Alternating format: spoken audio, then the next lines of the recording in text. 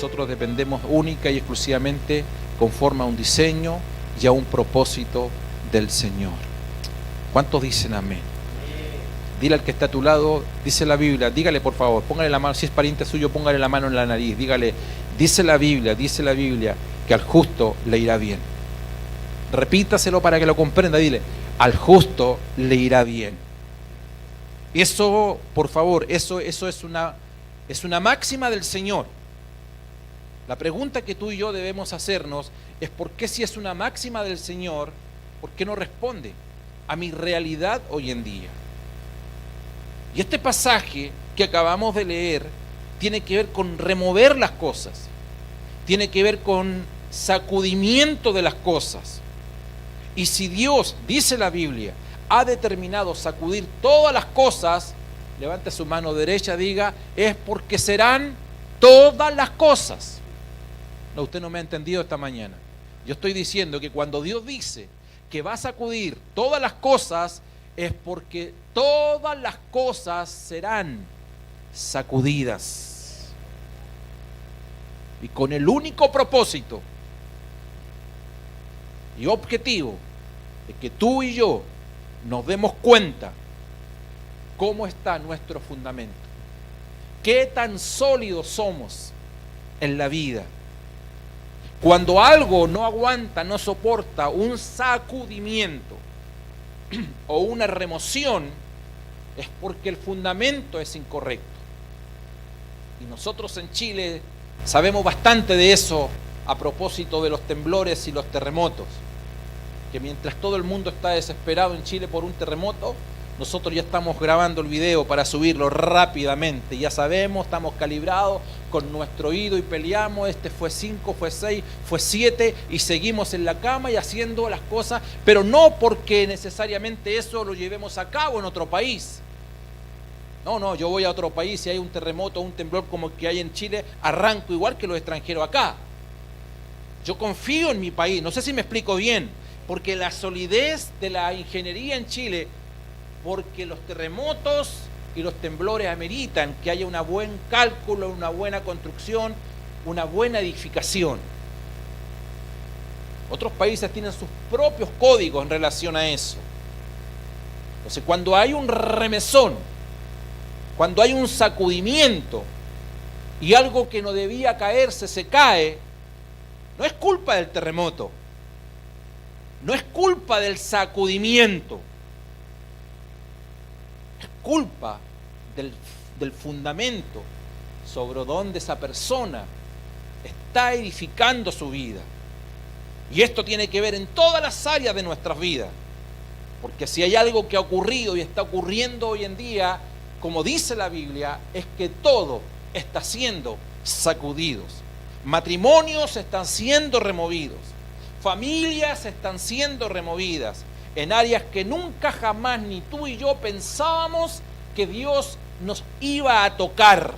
Economías están siendo removidas, empresas están siendo removidas, iglesias, congregaciones han sido removidas, países completos, escucha esto, países completos están siendo removidos. Y hay dos razones por qué Dios determina hacer estas cosas, que son las siguientes: porque todo lo incorrecto debe salir. Y lo segundo, que una vez que todo quede hecho triza, si el grano de trigo no cae en tierra y muere, no puede llevar fruto. Y una vez que todo haya sido sacudido, Dios quiere comenzar a edificar desde cero. La pregunta correcta no es si seré o no seré removido. La pregunta es ¿cuándo seré removido? La otra pregunta que debemos hacernos es: ¿estaré preparado para ser sacudido? ¿Qué tanto lo estamos? ¿O hay un área que yo digo, no, esta área es imposible que Dios la pueda tocar? Y lo último, una vez que somos removidos y somos sacudidos, matrimonio, economía, áreas nuestras, personales, ¿de dónde me aferro? ¿O a qué me aferro? Y esa es la crisis en la cual mucha gente cae hoy en día. Amigos de ustedes, parientes suyos, amigos míos, en la sociedad en la cual nos encontramos, cuando hay personas que le ocurren situaciones en áreas de sus vidas, familiares, como las que he mencionado, y no hay dónde poder aferrarse. El designio del Señor, ¿cuál es? Que Él planificó un diseño y un propósito para nuestras vidas. ¿Cuánto lo creen? Hay tres cosas que Dios puede hacer. Y tres cosas que Dios, por un principio, del mismo ha determinado no hacer. Aunque Dios puede hacer todas las cosas, hay tres cosas que puede hacer y hay tres cosas que Él mismo se limita a no hacer. Número uno, Dios puede planificar tu vida. De hecho, la planificó. Pero Él no puede jamás manipular tu vida. Usted llegó esta mañana aquí no porque alguien le obligó, quizás le obligaron, no lo sé. Pero Dios no te obliga a venir. Dios no te obliga a servir. Dios puede planificar tu vida, pero Él no manipula tu vida. Dios puede prometerte algo, pero Él nunca te obligará a hacer algo. Dios puede bendecirte, quiere bendecirte, pero Él nunca te va a sobreproteger. Hay situaciones que simplemente Dios las permite, pero Él no las provocó. Hay cosas que pasan por tus decisiones, por mis decisiones, para mal. Pero a propósito de ese mal, Dios se toma de ese mal para que al final de la historia, aquello que es malo para ti, termine siendo bueno para ti. Por eso que todos, a una cierta edad, cuando tenemos una mirada retrospectiva de la vida, siempre más maduros o más maduras, de madurar por si acaso, madurar, no maduro, madurar. Siempre las cosas las vemos desde otra perspectiva. La hija cuando se casa, la hija que decía que la mamá no tenía idea de la vida, que una vieja que se quedó en el pasado, después que se casa y tiene hija, tiene hijo, ¿qué dice? La viejita ya no está en vida quizás, pero la viejita tenía razón. Lo mismo nos pasa con los papás. Todos maduramos y algunos maduran más tarde. ¿Qué dice la Biblia a propósito de los momentos difíciles que podamos vivir? El Salmo 125, versículo 1 dice: aquellos que confían en Jehová son como el monte de Sión, que no se mueve, sino permanece para siempre. ¿Cuántos le dan un fuerte aplauso al Señor? ¿Cuántos están en el monte de Sión? Abrace ahí al que tiene a su lado. Dile: permanece firme en la roca que es Cristo. Lo mismo ocurre con el diablo. El diablo tiene tres cosas que puede hacer, pero hay una sola cosa que él no puede hacer. El diablo puede atacarte. El diablo puede distraerte. El diablo puede tentarte. Pero hay algo que nunca el diablo va a hacer. Él no puede determinar cómo será el final de tu batalla. Pero tampoco Dios. Tampoco Dios. El único que puede determinar cómo será el final de esa batalla eres tú. No poniendo tus ojos en el presente imperfecto en el cual te encuentras, sino poniendo los ojos en el autor y consumador de nuestra fe, que es Cristo. Si nunca sacas los ojos del Señor, está la posibilidad que termines tus días finales, mañana, pasado, saliendo del momento en el cual te encuentras, lo termines en gloria, condicionado a que tomes buenas determinaciones en el presente. Todos hemos tomado malas determinaciones. Todos. qué decisión tome hoy, qué reacción tenga hoy, aquellas cosas determinan. Esto no es para los impulsivos, impulsivos, compulsivos, que toman decisiones al azar, sobre la marcha.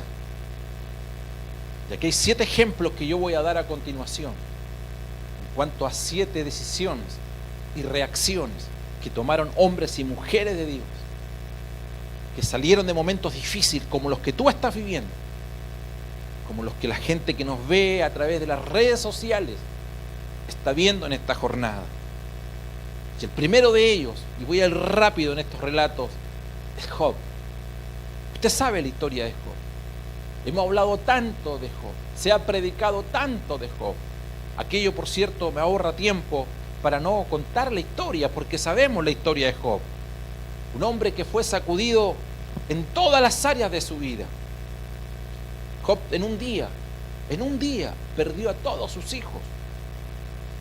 En un día de tener todo, un magnate en economía, quedó sin nada, quedó sin hijos, quedó sin economía, quedó sin empresa, perdió su matrimonio, su esposa lo dejó, perdió su salud, fue golpeado por una enfermedad, diríamos en tiempos de ahora casi incurable, terminal.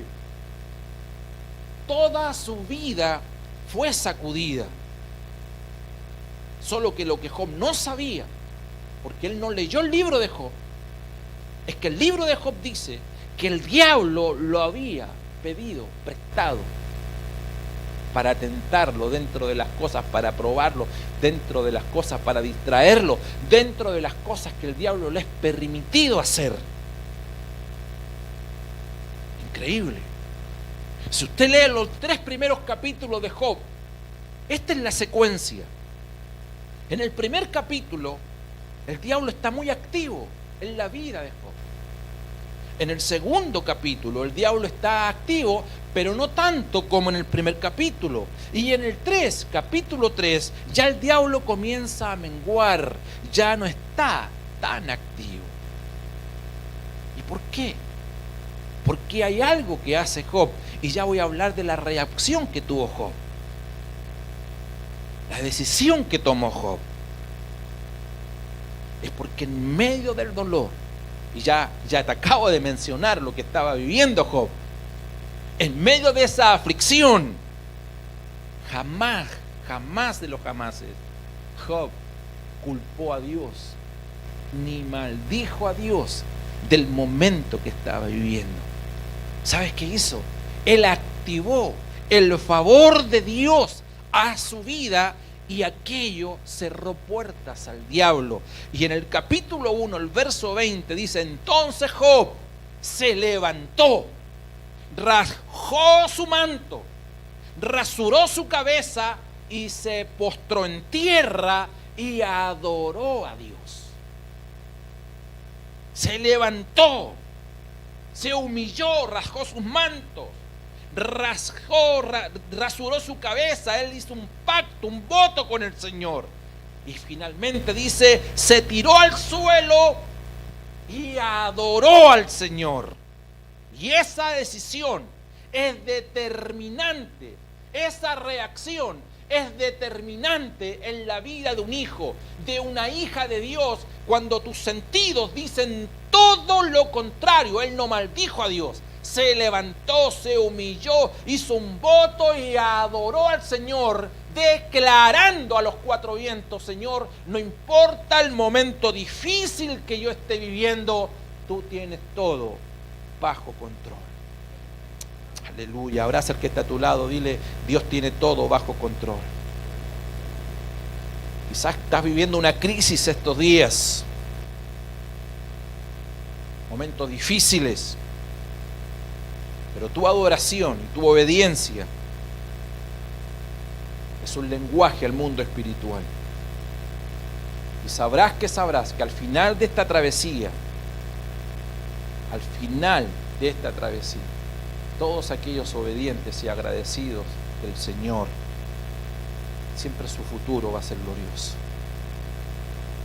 Siempre el futuro será glorioso. Aleluya.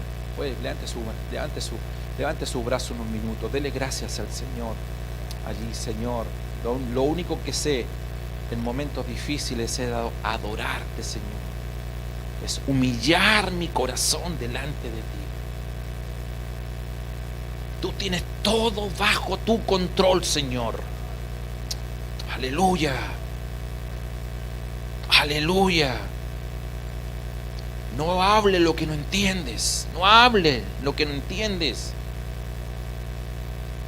La segunda reacción que aparece en la Biblia, la segunda determinación, está en la vida de Abraham. Todos estos personajes usted los conoce a todos. Hablé de Abraham hace algunas semanas aquí. Si tú tienes una promesa de un hijo y a los 70 años se hace imposible esa promesa que Dios te dio, imagínate a los 100. ¿Me explico bien? Si ya es difícil, agrégale que su esposa es estéril, agrégale que Sara no tiene por dónde, no menstruaba, quedar embarazada, es anciana, es estéril. Si eso no se cumple, menos se va a cumplir cuando tenga 10, 15, 20, 25 años después. Es decir, podríamos definir ese momento como el momento de las imposibilidades, cuando todo lo que ves es imposible para un logro. Y Romanos 4, cuando habla de Abraham, dice así: tampoco dudó por incredulidad de la promesa de Dios, sino que se fortaleció en fe, dando gloria a Dios, plenamente convencido de que era también poderoso para hacer todo lo que había prometido. Él creyó al Señor, él creyó a la promesa. Lo que está diciendo Abraham entre líneas es que no importa la edad que yo tenga, hoy tengo 75, luego son 100 y pueden ser 125 años, o aunque yo tenga 150 años, no tiene que ver conmigo, no tiene que ver con mi edad, no tenga que ver que mi esposa es anciana o sea estéril, tiene que ver que Él lo prometió. Y Él es poderoso para cumplir aquellas cosas que prometen. Y esta segunda decisión y esta segunda reacción es la siguiente: que en medio de las imposibilidades, escucha esto, decide creer. Lo voy a repetir: determine creer, porque creer es una decisión. No es dudar. No es dudar. Todos dudamos. Por favor, todos dudamos. Pero la Biblia dice, no dice que ninguna persona que duda, aquella no entrará al reino. La Biblia dice, aquel que es incrédulo no entrará al reino. ¿Y por qué la incredulidad es pecado? Porque tanto creer es determinación propia, pero no creer también es una decisión. La gente de fe cree a Dios, cree que Dios llama las cosas que no son como si fuesen. La gente de Dios cree que las promesas de Dios son en el sí y en el amén. La gente de fe no está viendo en el mundo de las imposibilidades que nos podamos encontrar, sino en la palabra que Dios ha declarado a nuestras vidas. Yo determino creer más allá de lo que dice el mundo exterior. Yo determino creer más allá de lo que diga el presidente o presidenta de la República. Yo determino creer más allá de lo que diga el Ministerio de Hacienda. Yo determino creer, Juan Pablo y todos los que están enfermos en esta jornada, más allá de un diagnóstico médico. Los médicos dan diagnóstico, pero Dios no da sentencia. Dios siempre tiene la última palabra. Determine creerle al Señor. ¿Cuánto le dan un aplauso? Créale a Él. Créale a Él. A Abraham, dice la Biblia, le creyó a Dios y le fue contado por justicia. Porque Dios que predicaba a Abraham es el Dios que llama las cosas que no son como si fuesen y es capaz de levantar a los muertos de entre las piedras. Ese es el Dios que tú declaras, ese es el Dios que tú predicas, ese es el Dios que tú y yo servimos todos los días. La tercera reacción aparece en Génesis 5:20 y te habla de José. Y dice la Biblia, vosotros pensasteis mal contra mí, está hablando José. Mas Dios lo encaminó a bien para hacer lo que vemos hoy, para mantener en vida a mucho pueblo. Ese es el relato final de José. Y si hay alguien que lo pasó mal, momentos difíciles, fue José. Si hay alguien que cargó y vivió en carne propia lo que es la traición de sus parientes cercanos, de sus propios hermanos, no vamos a hablar, escúchame, no vamos a hablar de lo que vivió en Egipto, porque en Egipto nada es bueno.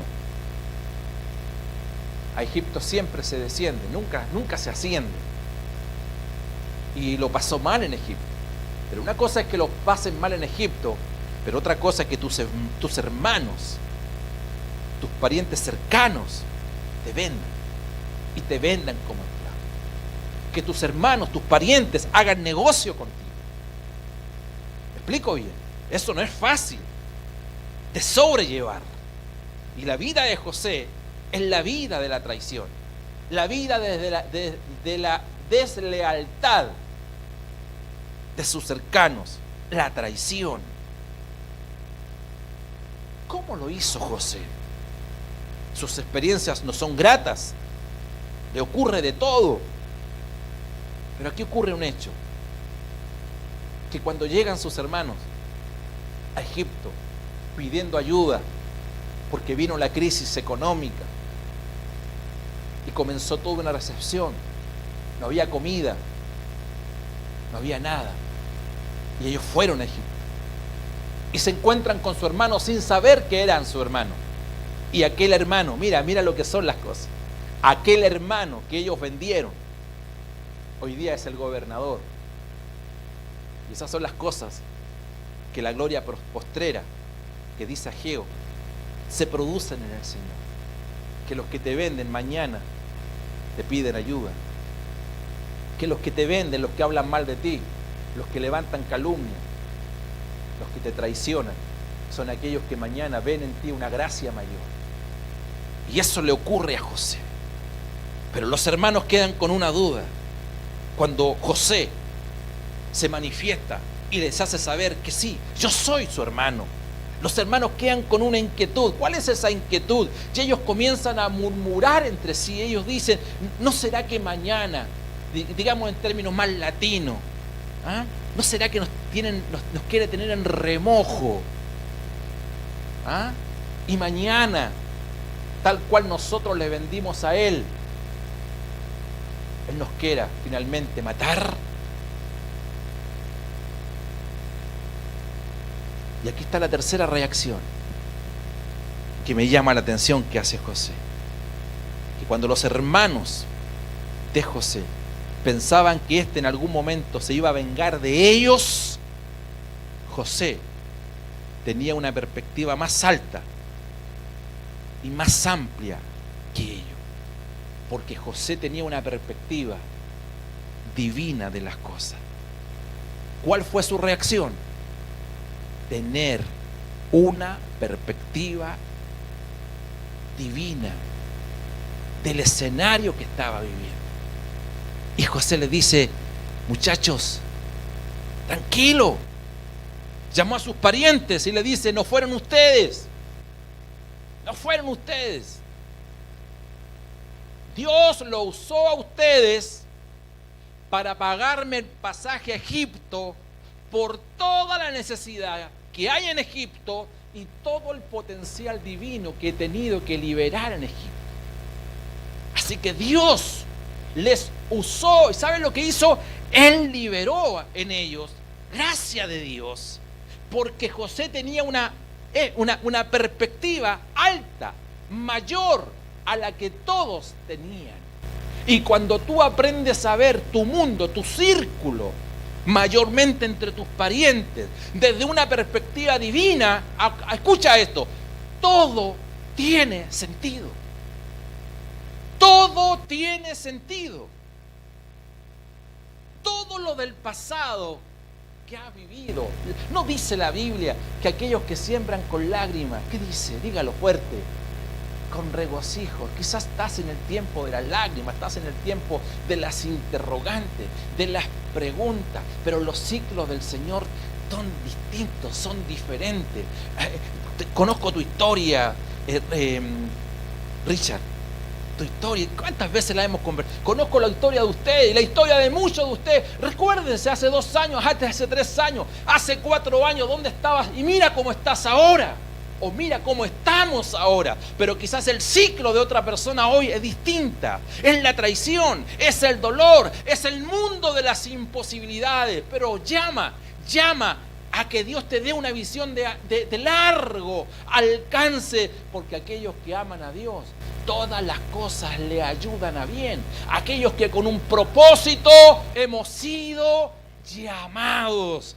Amén, amén. Mira desde la perspectiva divina a la persona que tienes a tu lado. La ves más bella que cuando llegó. Por favor, hágalo, mira, la ves distinta, la ves diferente. Ves la gracia de Dios en esa persona.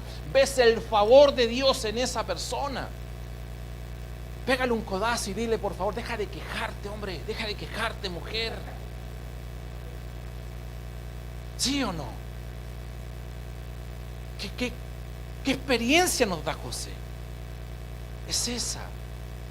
Que más allá del momento que estás viviendo, hay un futuro glorioso que nos espera a todos.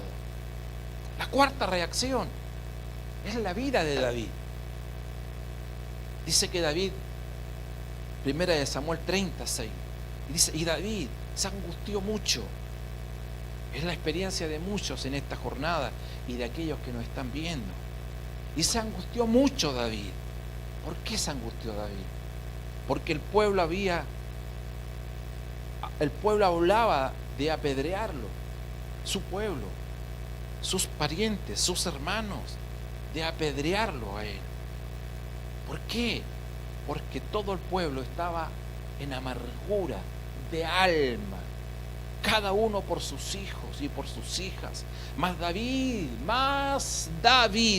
se fortaleció en Jehová su Dios.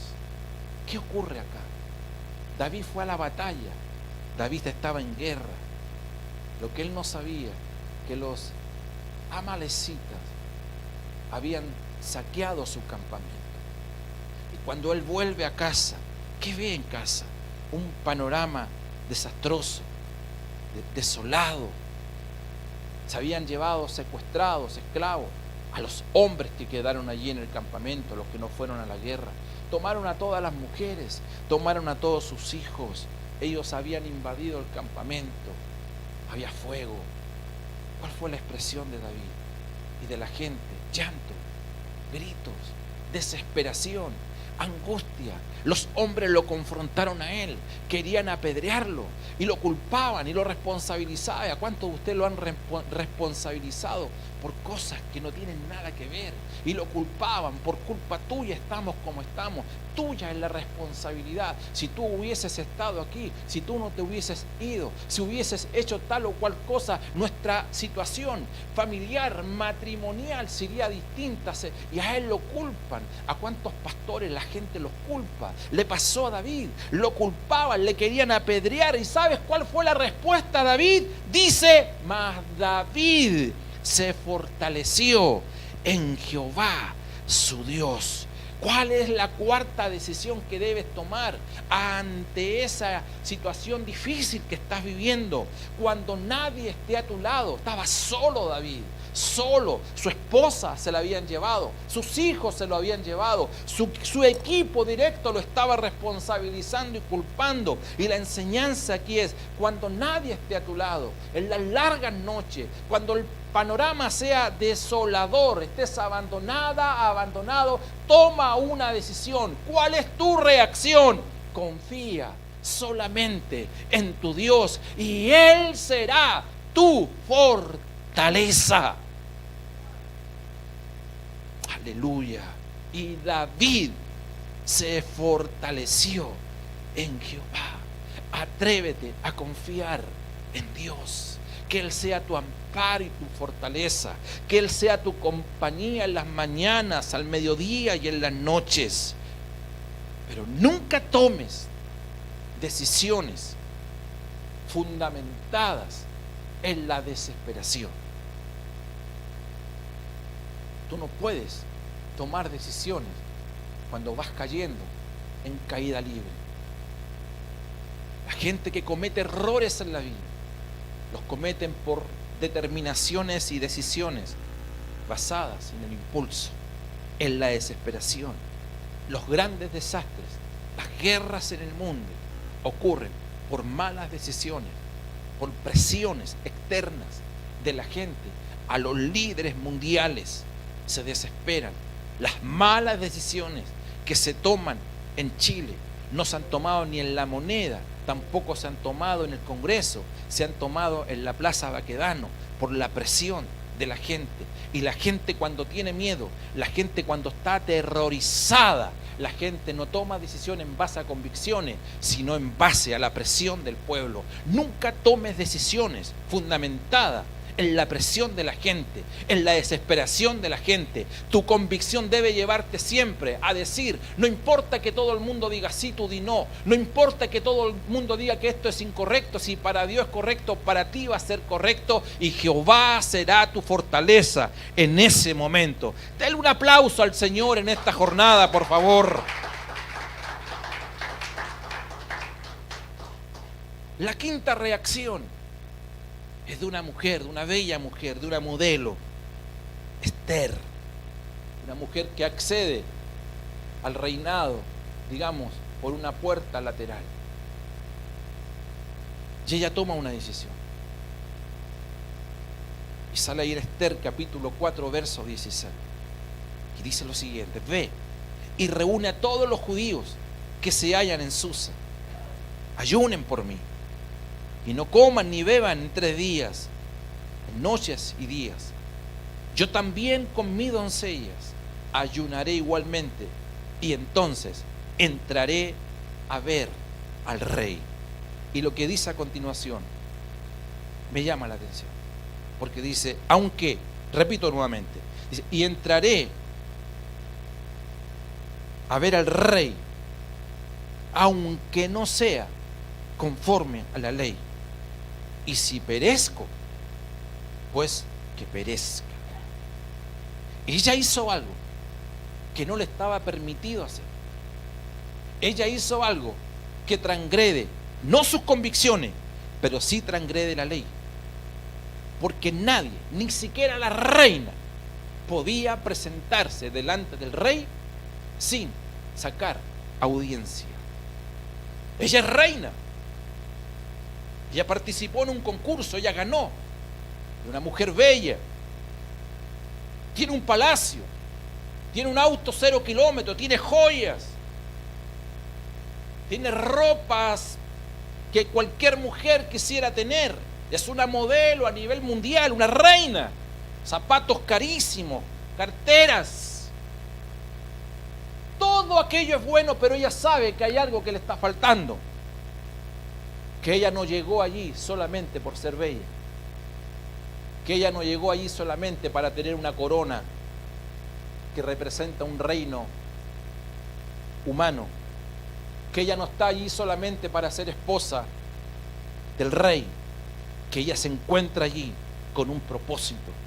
Y de un tiempo a la fecha, ella comienza a tener una carga y dice: Mi belleza tiene que ser influencia y respuesta de salvación a quienes me rodean.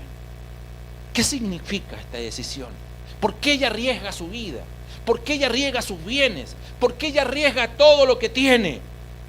¿Cuál es el secreto? ¿Cuál es la reacción? ¿Cuál es la decisión que ella tiene? Ella dice simplemente: yo respondo a un propósito del Señor y voy a hacer aquello que Dios me ha encomendado, así sea que mi vida sea quitada. Y esta es la enseñanza: todo lo que Dios te ha dado es bueno, es bueno. Tienes una linda familia, tienes un lindo matrimonio, estás viviendo un buen pasar, tienes lindos autos, quizás eres microempresario, eres empresario, te has levantado, te has caído, te has vuelto a levantar, has estudiado en la universidad, tienes título y todo eso es bueno, nada de eso sobra. ¿Sabes cuál es lo malo? Cuando el centro de todo eres tú, hombre, tú mujer. Y todo lo que Dios a ti te ha dado y a mí me ha dado tiene que gatillar, hacer clic en un momento determinado y uno determinar, no sea qué, no importa.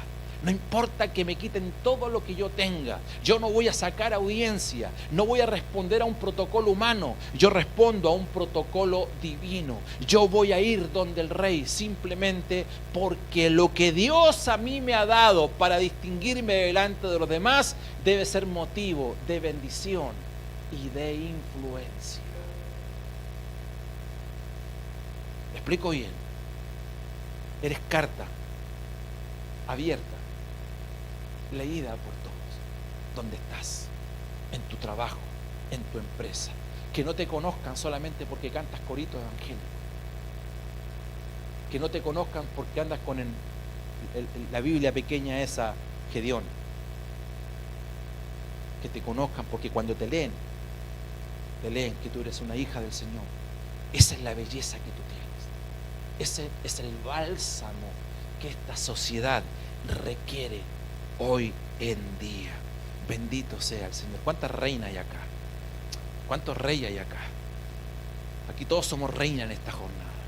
Todos estamos para embellecer esta nación, no para llenarme de joyas ni de autos. Ya te los dio Dios, ya te los dio, y te puede dar mucho más de lo que de hecho quiere darte mucho más de lo que te ha dado.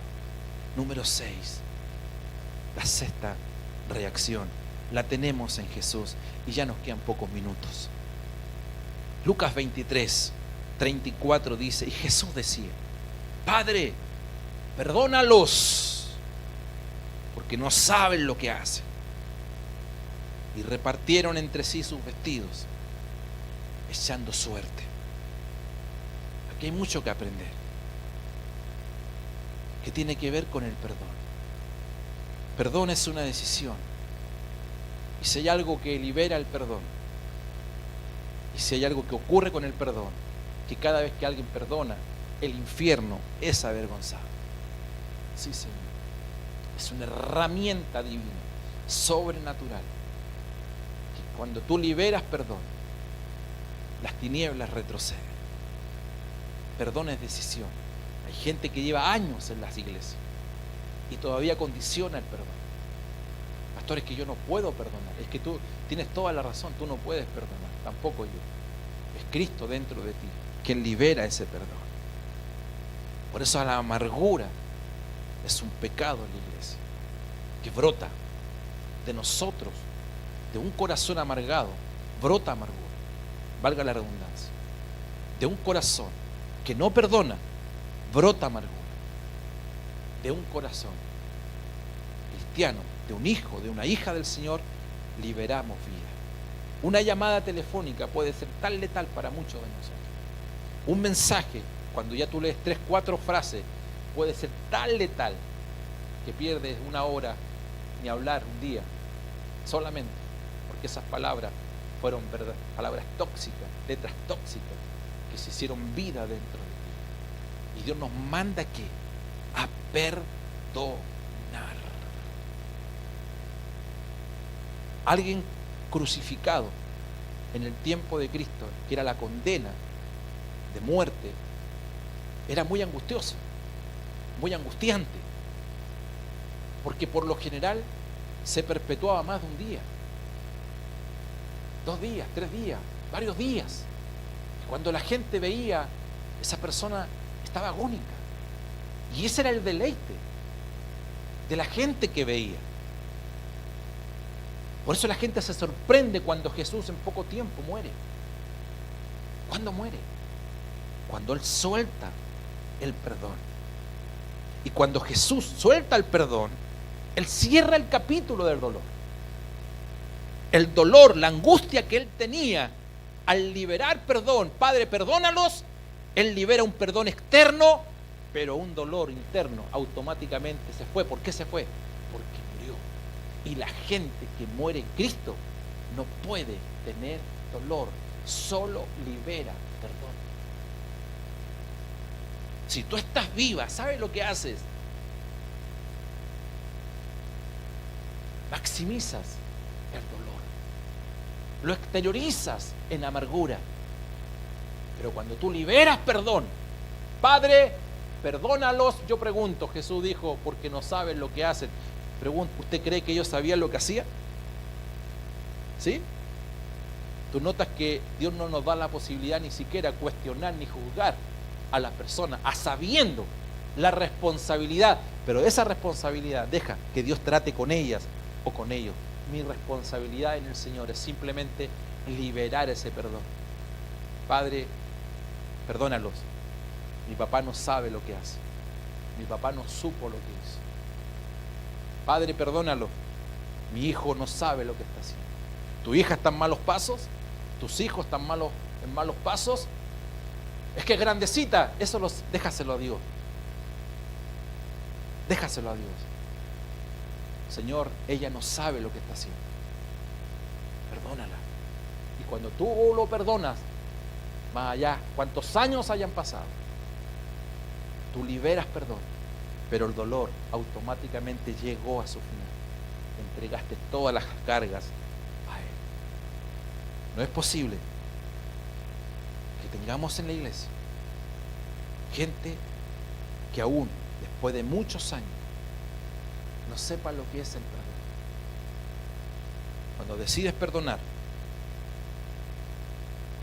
o cuando no decides perdonar, abres puertas.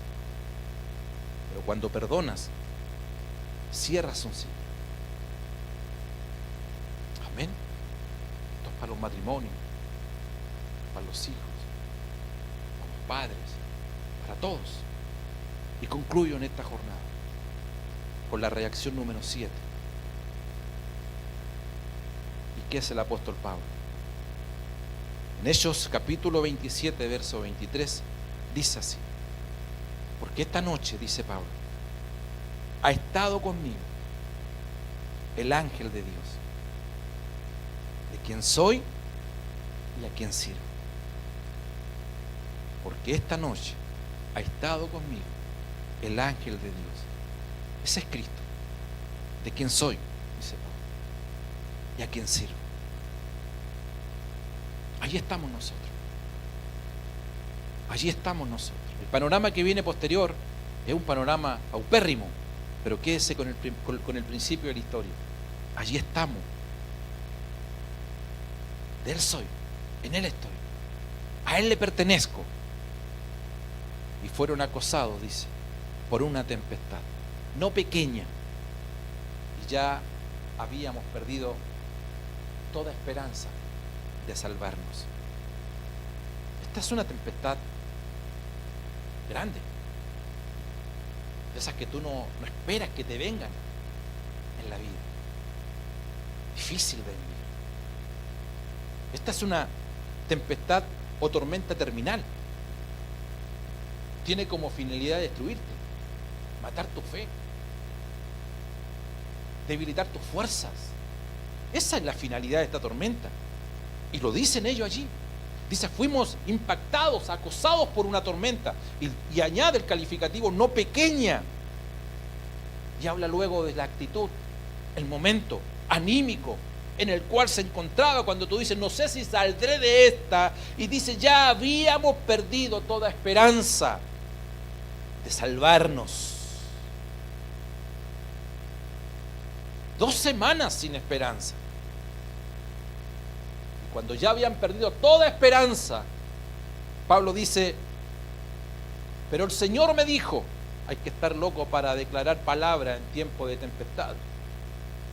Hay que estar loco para que el mensaje no parezca difuso a los demás, de hecho lo es. Que en medio, cuando todas las estadísticas y los diagnósticos dicen todo lo contrario, el apóstol Pablo dice, pero el Señor a mí me ha dicho que nadie en esta embarcación va a morir. ¿Y cuál es la reacción? Última reacción y determinación es la siguiente.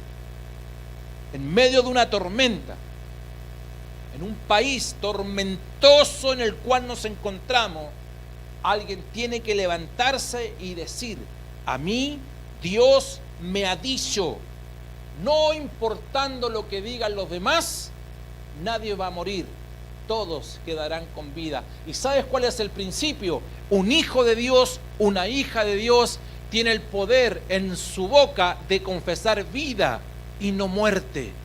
Llamemos a la existencia la vida de Dios y no hablemos muerte. Deja que aquellos que son especialistas en hablar de muerte, hablen muerte. Pero los hijos de Dios, ¿sabes qué tenemos que declarar y qué tenemos que confesar? Cerca de ti está la palabra. Si confiesas con tu boca que Jesús es el Señor y crees y confiesas con tu boca que Dios lo levantó de entre los muertos, serás salvo. Porque con el corazón se cree para justicia, mas con la boca se confiesa para salvación. La palabra salvación es oso, significa salvación, significa sanidad, significa prosperidad y significa liberación. Y allí estamos nosotros. Hay esperanza cuando hay gente que cuando llega la tempestad, en la noche anterior sabe que Dios le habló y le dijo, eso es una mayor gloria que la iglesia está esperando. No crean cuando dice vienen tiempos de tormenta que el barco se va a hundir. El barco se puede hundir, la sociedad se puede hundir, muchas cosas se pueden hundir, las economías se pueden hundir, pero aquel que está en el monte de Sión permanece para siempre. Aleluya, bendito sea el Señor. 7 declaraciones, 7 reacciones, 7 decisiones. Job se postró y adoró. Abraham, en medio de la imposibilidad, determinó creer. José, en medio de la traición, él vio la perspectiva divina. David, cuando nadie estuvo a su lado y todos lo abandonaron, se atrevió a confiar en Dios. Esther entiende que ella responde a un propósito. Jesús cerró la puerta al dolor con la llave del perdón. Pablo, en medio de la tormenta de muerte, determina, alguien tiene que levantarse y declarar la vida de Dios. Aleluya. Aplauda al Señor en esta jornada. Póngase en pie, por favor. Póngase en pie. Al que está a su lado, dile, tienes que cambiar, le dice. Tienes que cambiar. Tienes que cambiar. Gracias, Señor. Aleluya. No sé si uno de estos 7 principios usted lo ha alcanzado en esta jornada. Si medio principio le alcanzó, me voy contento en esta jornada. Aunque agrado a Dios más que a los hombres, pero siempre los hombres nos traen ciertas satisfacciones que Dios también las permite. Y una de las satisfacciones que Dios permite para un ministro o un predicador es que esta palabra haya calado en tu vida en esta jornada.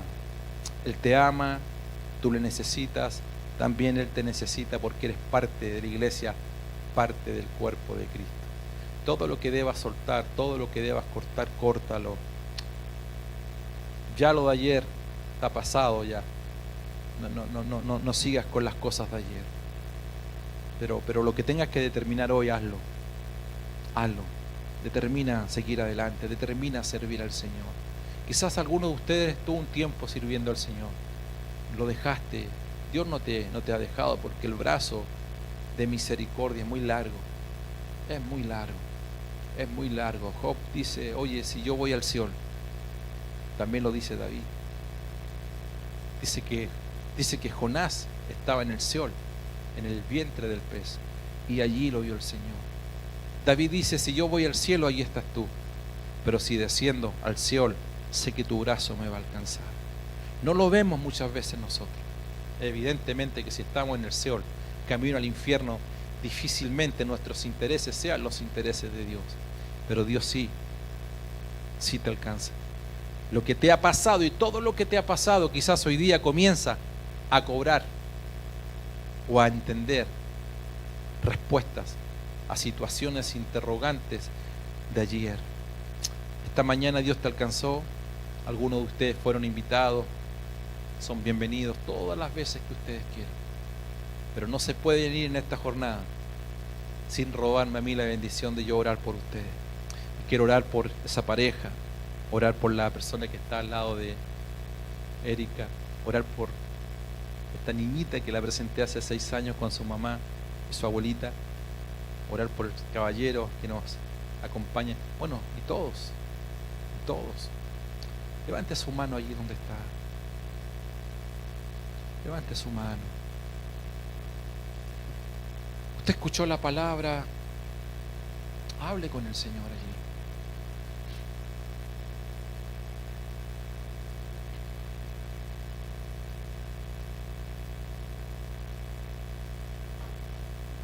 Gracias, Señor. Qué lindo momento, Señor, en esta jornada. Qué grato tiempo nos regalas. Tan bello momento, Señor. Aleluya. Tu presencia está aquí, Señor. Cuando tú tienes que remover las aguas, lo haces de una forma. Algunos sacan cuentas de lo pasado, de lo vivido, de lo experimentado. Todavía muchos nos hacemos preguntas del ayer. No todas las respuestas están en el hoy. Pero si nos sostenemos en un buen fundamento sólido, evidentemente que vendrán las respuestas a continuación. Oro por todos quienes están aquí en esta jornada. Por todos, por todas. Algunos vienen de distancia, Señor. Algunos recorren media hora, 45 minutos en vehículo. La mayoría de la gente que está esta mañana en este lugar no son de Santiago Centro. La gran mayoría, Señor, viene en comunas en torno al Gran Santiago. Se valora ese esfuerzo. Y es la razón por qué en esta mañana la semilla del reino ha quedado en nuestra tierra, Señor. Comienza a germinar. Algo vas a hacer a partir de hoy en cada una de estas vidas. Me incluyo, Señor. Oro en el nombre de Jesús. Padre, todo lo que debas liberar en esta jornada, hazlo. Hazlo. Veo esas manos en alto en esta jornada. Oro por cada una de ellas, Señor. Derrama gracia. Que la unción sea activada en su interior, en el nombre de Jesús. Que venga el Espíritu Santo, pueda recordar todas las cosas, nos pueda guiar nuestros pasos. Todo lo que debamos hacer esté conforme a tu propósito, conforme a esas decisiones y reacciones que debamos tener en Cristo, Señor. Aleluya. Gracias. Bendice a esa pareja, Señor, que vienen acompañando a Erika. La dama que está al lado de Erika. Estas damas, Señor, que nos acompañan. El Padre de Nazaret. Señor, y todos aquellos que nos ven en las redes sociales. Aquellos que están en diferentes ciudades, países en esta mañana. Señor, que la gloria postrera, como dice tu palabra, a propósito de las buenas determinaciones que tomemos, sea mayor que la primera. En el nombre de Jesús. Que nuestro corazón sea una vasija única y exclusivamente para poder recibir tu gracia. Que tu entendimiento nos lleve a tomar las mejores decisiones en el día de mañana, Señor. Gracias, Padre. Declaramos una semana gloriosa a partir de esta tarde, día domingo, un lunes, martes, miércoles y toda la semana. Señor, que esta palabra nos dé vuelta, Señor, en todo nuestro ser. Oh, cada cual, Señor, cada uno, Señor, pueda allí recibir aquello que conforme a tu propósito, Señor, es determinante en la vida de ellas, de ellos, como personas individuales, como matrimonios, como empresarios, como padres, como hijos, como esposo. Gracias, Señor. Muchas gracias. Gracias. Te amamos, Señor. ¿Cuántos aman al Señor? Levante sus brazos, por favor. Dígale al Señor que le ama en esta jornada. Gracias, Señor. Gracias. En el nombre maravilloso de nuestro Señor Jesucristo. Amén y amén. Gracias, Señor. Gracias. Gracias. Aleluya. Aleluya. Dele un fuerte aplauso al Señor en esta jornada. Fuertes aplausos.